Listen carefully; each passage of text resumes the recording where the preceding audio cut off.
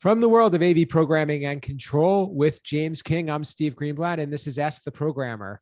James, it's great to be back, and I'm excited for another good episode. I'm excited as well, Steve. These episodes just seem to keep getting better and better.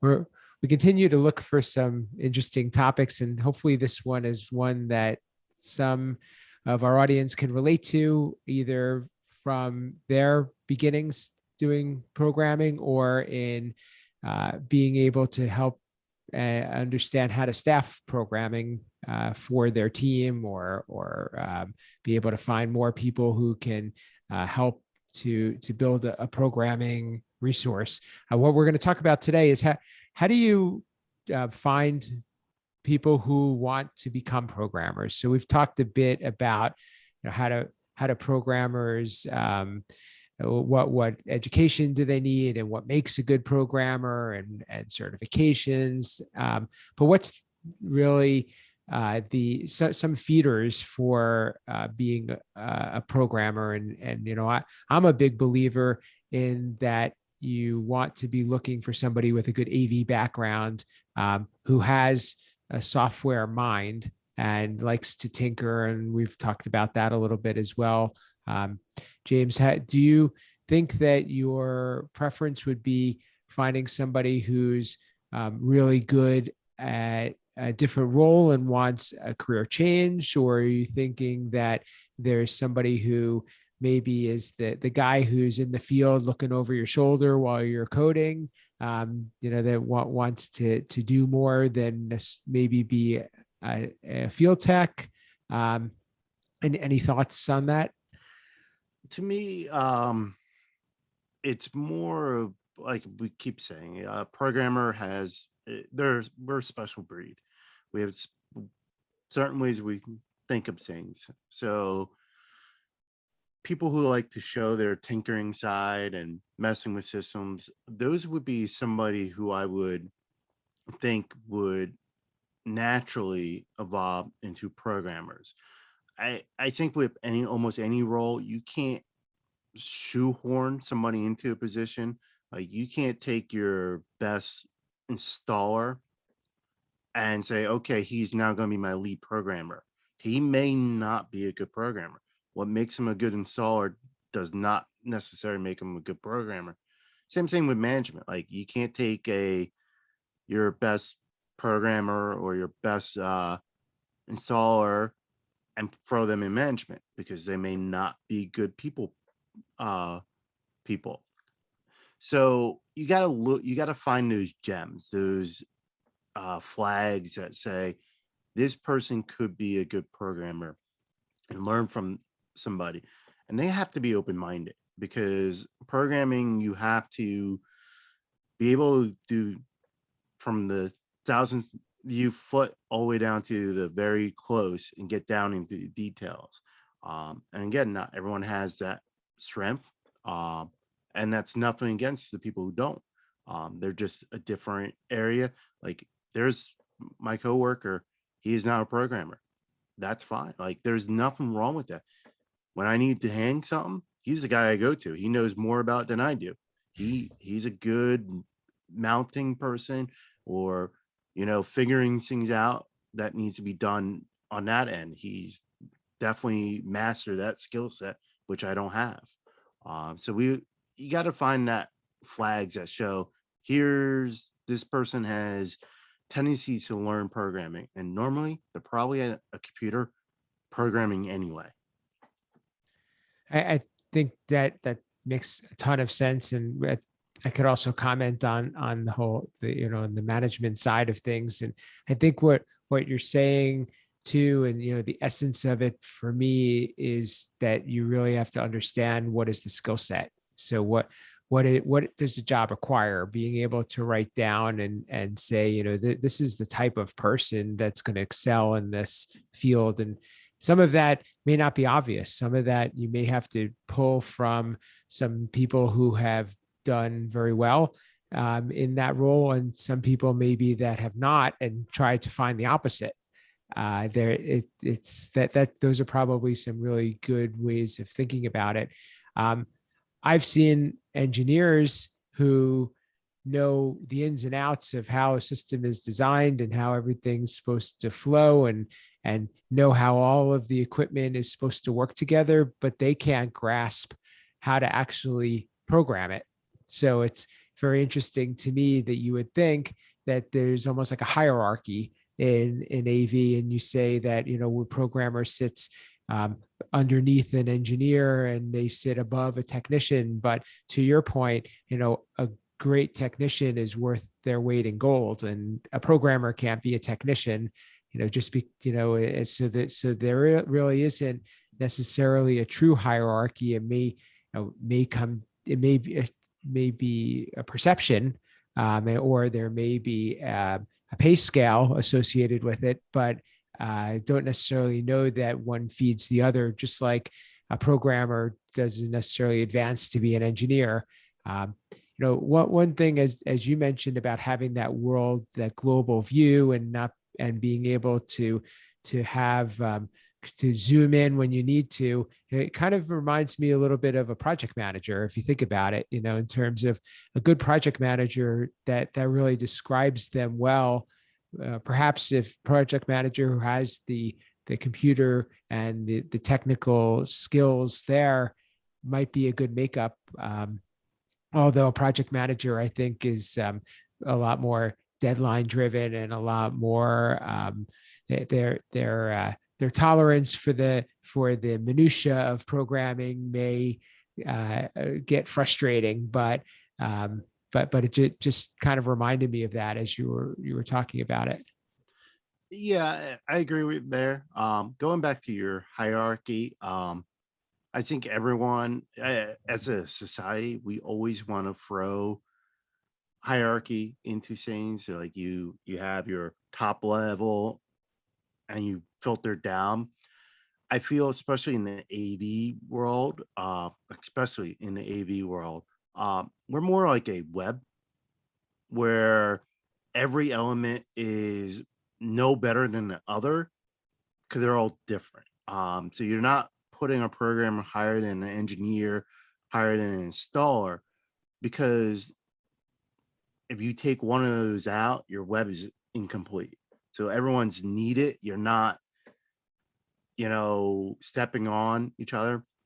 And it just definitely, I think everyone has their own skill set and they can work well. And that makes a good team there.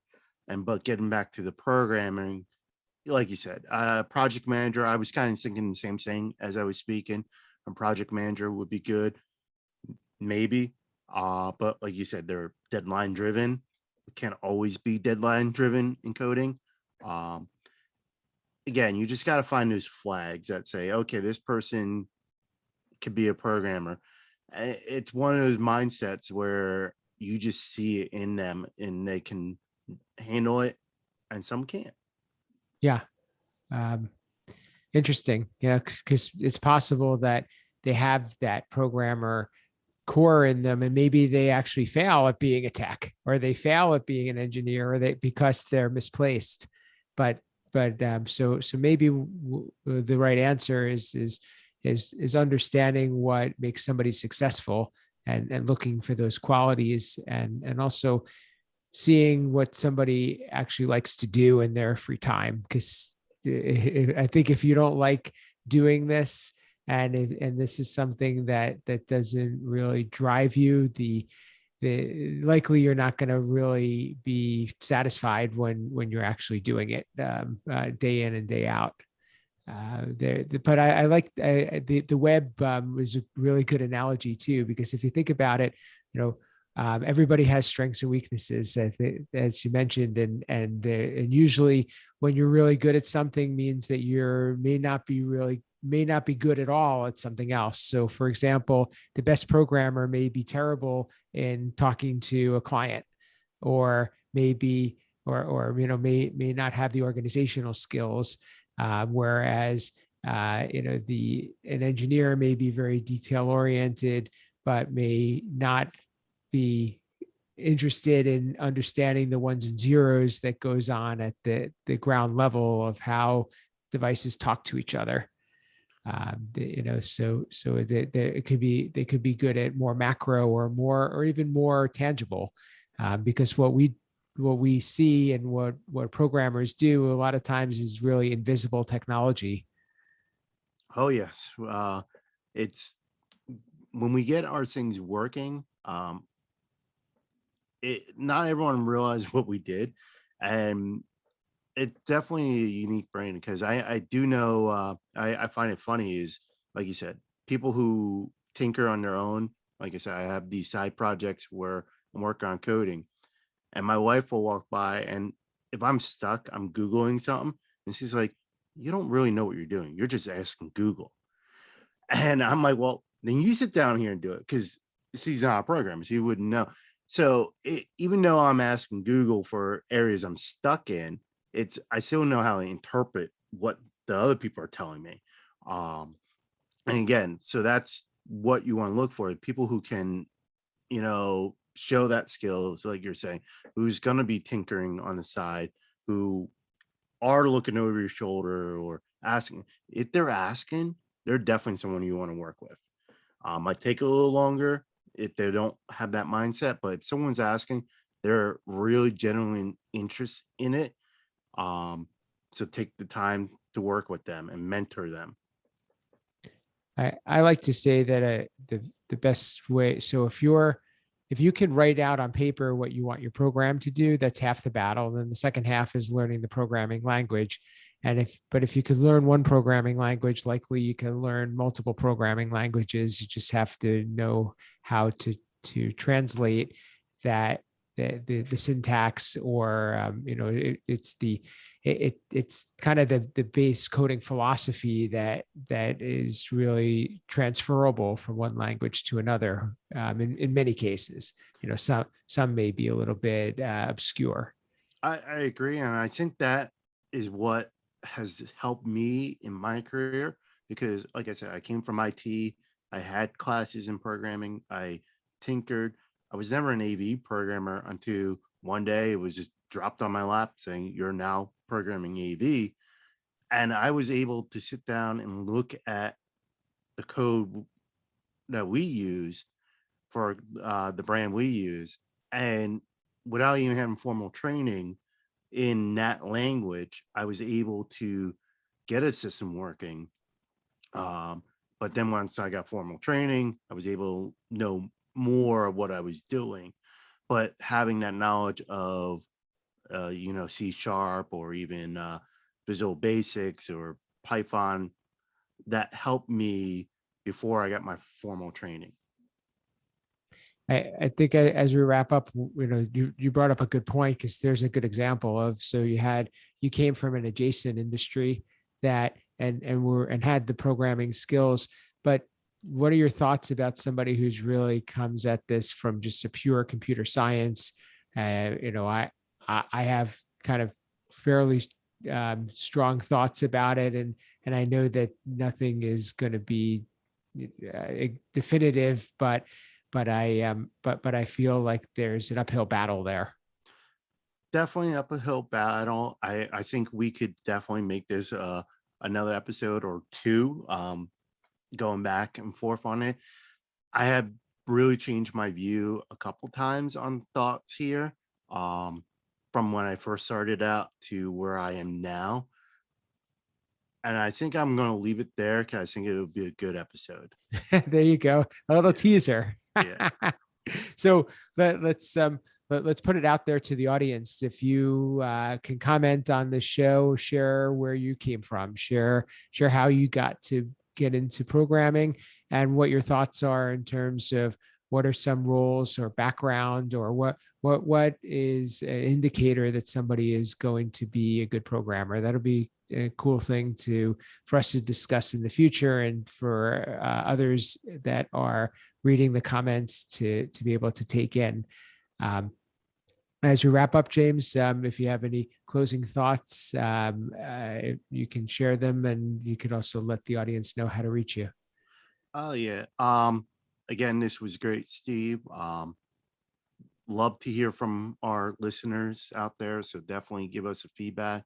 Like Steve was saying, comment, let us know where you came from, because everyone has different paths to where they are now.